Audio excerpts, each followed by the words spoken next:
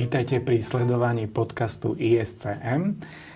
Dnes je tu so mnou Ivan Schiller. Vítaj. Ahoj. Tieto podcasty tak zameriavame na klavír. Rozprávame sa s klavíristkami, s klaviristami naozaj o všeličom, ale teda primárne o hudbe a o klavíri. Keby sa ťa niekto opýtal, že čo je na tom klavíri také zaujímavé a príťažlivé, čo by si mu odpovedal? Všetko. Od zvuku klavíra, ktorý je veľmi pestrý, kontrastný, od mechaniky, fascinujúci svet strún, kladiviek, dusítok, ozvučnej dosky, až po naozaj ten fyzický dotyk s nástrojom. Že vlastne niečo človek počuje a potom to preniesie cez svoje telo, cez prsty a vydá zvuk. No a samotný fakt, že každý nástroj je iný. Každý nástroj, hoci sa stále bavíme o klavíri, znie ináč v inej sále. Ten istý nástroj by znel inak v Žiline, v ŠKO, alebo v Košickej filharmonii, alebo v Slovenskej filharmonii. Čiže tá práca so zvukom. Je tam aj niečo menej príťažlivé, čoho máš, povedzme, niekedy plné zuby v súvislosti s klavírom? Áno, to sú práve tie mechanické záležitosti. My klaviristi veľmi cítime, keď klavír nie je v poriadku, keď nie je dobre naladený, alebo dusítka sa nevracajú tak, ako sa majú, keď pedál vrzgá, alebo po prípade nefunguje ľavý pedál. A to sú veci, s ktorými sa úplne bežne stretávame. Čiže práve ten, ako som povedal, bohatý svet mechaniky je častokrát aj teda problém, ktorý mne vadí. Keď si hovoril o tej práci so zvukom, tak u klaviristov je to naozaj špecifické v tom, že nemá taký ten svoj nástroj dôverne známy, tak možno má vo svojej cvičebni alebo doma, ale na koncertoch je odkázaný vždy na iný nástroj.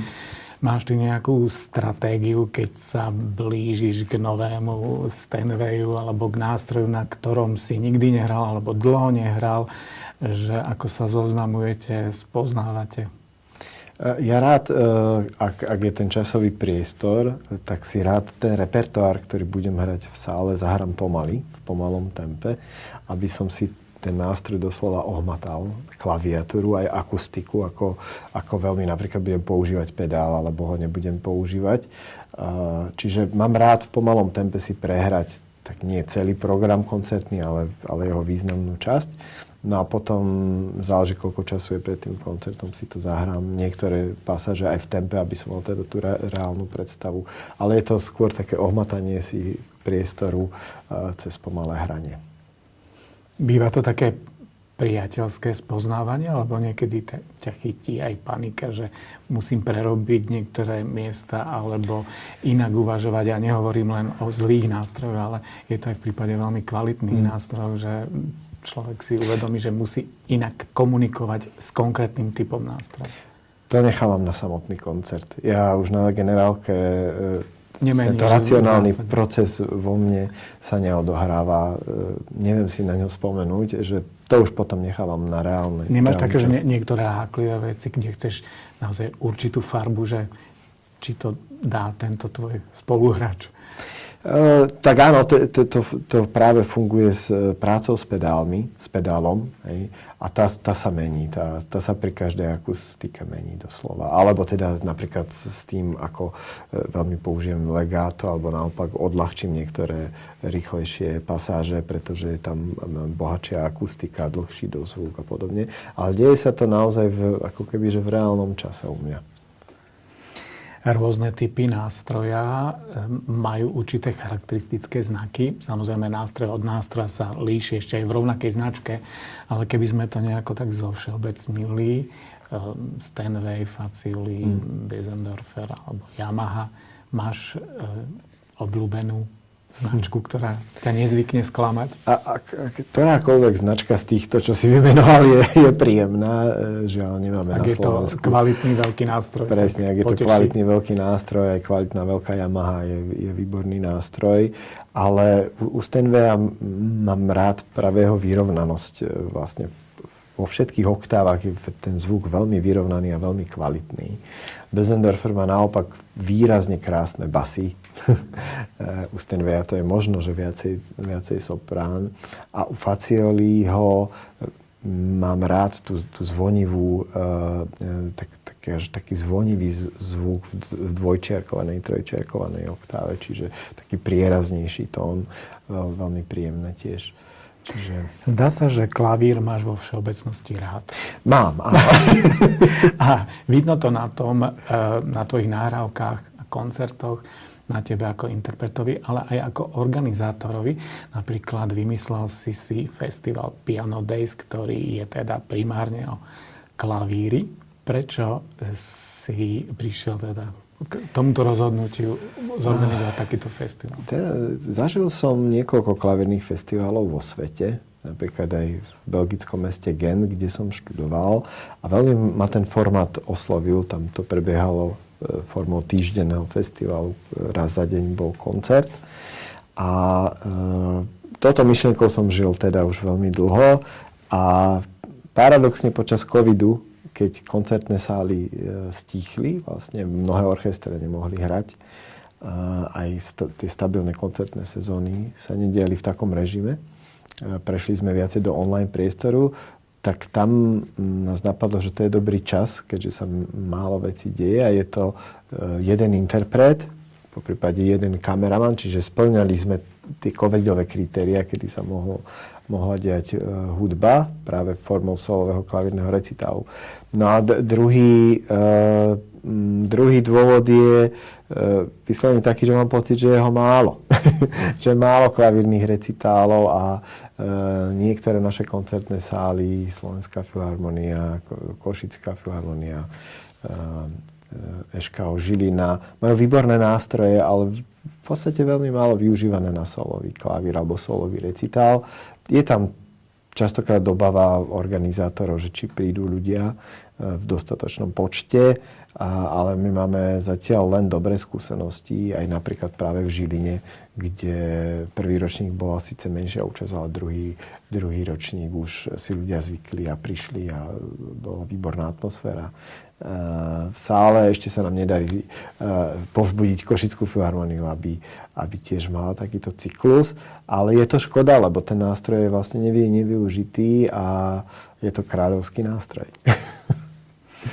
Piano Days má benefit pre teba aj ako pre poslucháča a návštevníka tých koncertov, pretože ty si na tomto festivale aj hral ako interpret, si organizátor, čiže máš plnú hlavu týchto vecí, ale zvykneš ako riaditeľ festivalu, môžeme povedať, vždy byť prítomný na tých koncertoch, čo sa klaviristom málo kedy podarí ísť na koncert. Aké máš z toho zážitky, že sa ocitneš teda v hľadisku? Artur Rubinstein dokonca hovoril, že neradí klaviristom, aby chodili na iné klavírne recitály. Tak ty to riskuješ pravidelne? Je to náročné, musím povedať, pretože vidím tie kvality ostatných hráčov, že máme na Slovensku proste výborných klaviristov a klaviristky a tak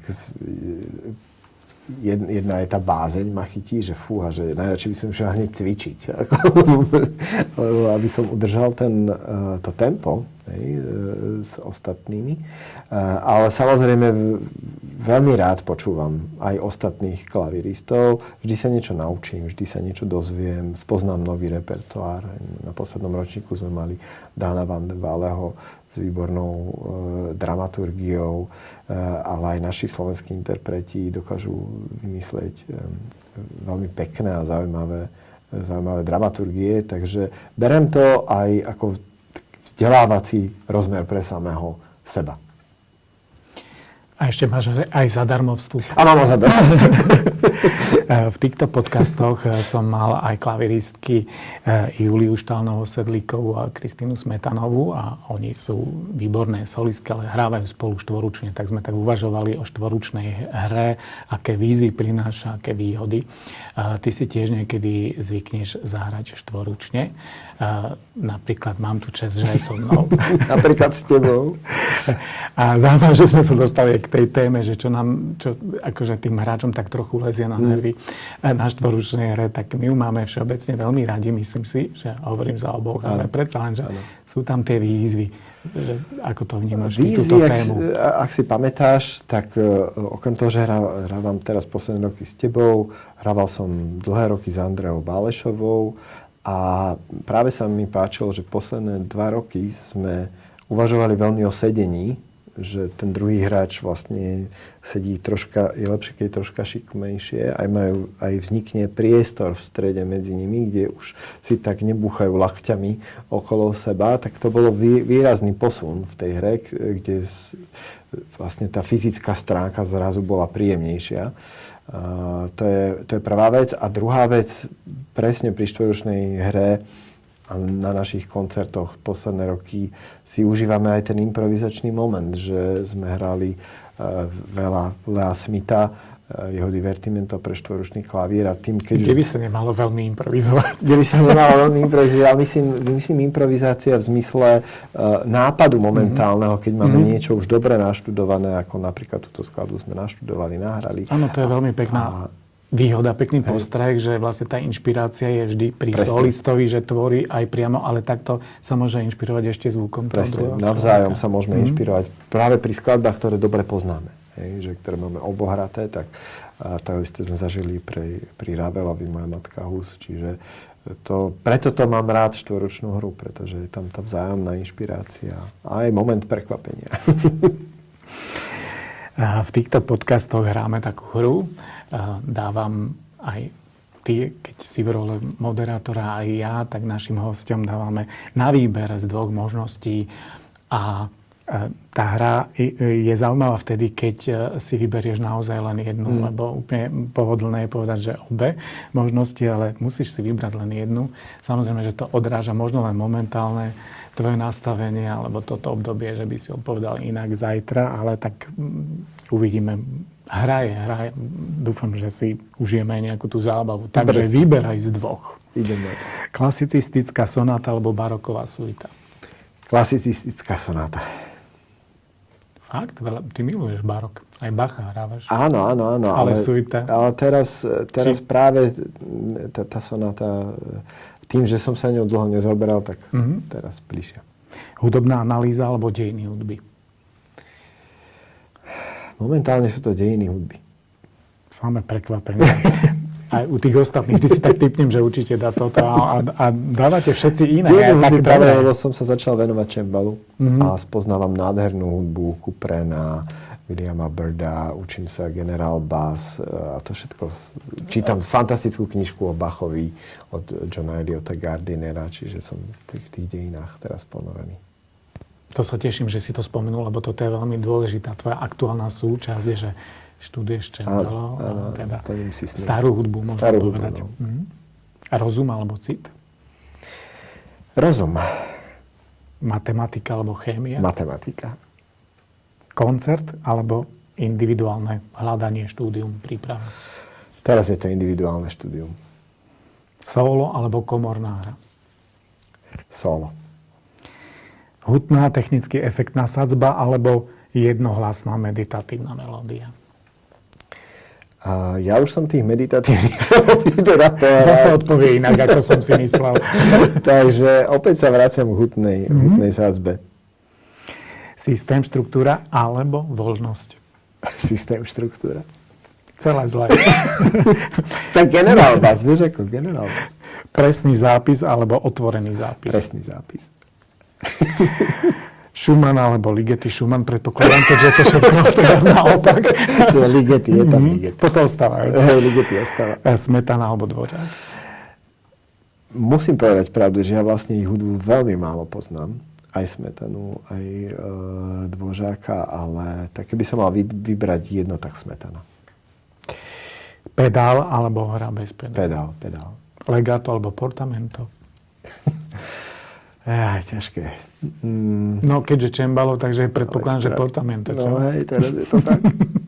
Forte alebo piano? Forte, alebo predpokladám, že piano, meditatívne. Ale ako si povedal, toho máš už dosť, takže teraz to bude forte, bravúrna Ale zahrať je to forte momentálne, pekné, mäkké forte je pre mňa výzva. Aj. Výtvarné umenie alebo tanec? Výtvarné umenie. Socha alebo obraz? Obraz. Noc alebo deň? Deň. Ak teda považuješ že za deň tretiu alebo štvrtú Áno, to hodinu už začína ráno, deň. kedy ty začínaš štartovať. Hej. Takže to je už To akože je deň. deň. Dobre, Áno, áno. okay. To je deň. I keď ešte nesvitlo, ale... Ale už je deň. Zmrzlina alebo rezeň? Rezeň, jednoznačne rezeň. Nemáš rád sladké? Mám, ale až potom rezni. Aha, tak si... Najprv začneme rezňom. To bol Ivan Schiller, klavirista, organizátor festivalov a organizátor všeličoho ešte možného, aj teda v oblasti vzdelávania. Ďakujem, že si prijal pozvanie a že Ďakujem. si so mnou vydržal urobiť tento zaujímavý rozhovor. Bolo to ako vždy vtipné. Ďakujem.